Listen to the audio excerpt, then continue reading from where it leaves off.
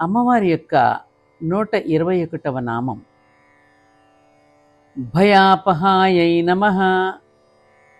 జరిగే ఏ దానికి కూడా భయపడకుండా చెయ్యునది.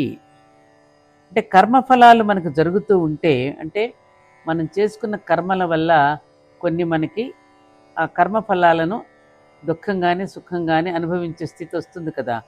అప్పుడు ఆ భయంలో మనస్సు చిక్కుకోకుండా చేస్తుందన్నమాట. భయపడాల్సిన అవసరం కానీ, అంటే భయపడాల్సిన అవసరం రాని పనులని మన చేత చేయించే విధంగా భయాన్ని పోగొడుతుంది. బాగా అర్థం చేసుకోవాలి ఇక్కడ.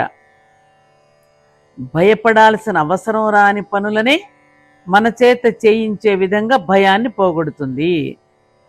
శాశ్వతంగా భయాన్ని పోగొట్టే పరిష్కారాన్ని చూపిస్తుంది. తప్పు చేయడానికి కదా మనం భయపడాలి.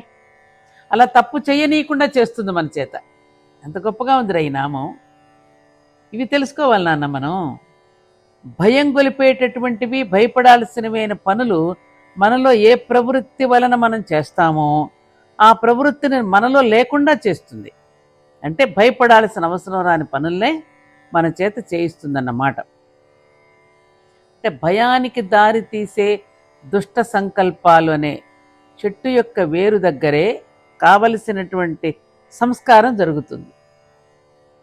అంతేగాని దుష్ట సంకల్ప వృక్షం యొక్క మూలాలు పెరిగి కొమ్మలుగా విస్తరిస్తే ఆ కొమ్మలను నరికి సంస్కరించడం కాదన్నమాట. అంటే అమ్మవారు చేసేది శాశ్వత పరిష్కారమే కానీ తాత్కాలిక ఉపశమనాలు కాదు. చిన్నప్పుడు మనం చదువుకున్నాం, అమ్మ తోటకూర దొంగిలించినప్పుడే, ఆ తప్పు చేస్తున్నప్పుడే నువ్వు నన్ను భయపెట్టి ఉంటే, కోప్పడి ఉంటే, నేను ఈరోజు ఇన్ని రకాల దొంగతనాలు చేసి గజ దొంగగా పట్టుపట్టేవాడిని కాదు కదా అని ఒక కథ చిన్నప్పుడు మనం చదువుకున్నావా లేదా?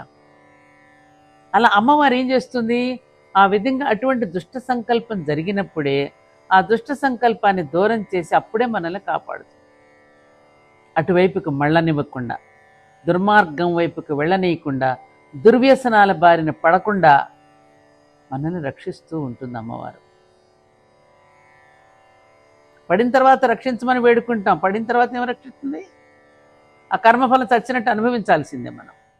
అమ్మవారి యొక్క ఆలయంలో ప్రవేశించినప్పుడు అర్ధమండపంలో నిలబడి ముందుగా గంట మ్రోగించి అమ్మకు నమస్కరిస్తాం.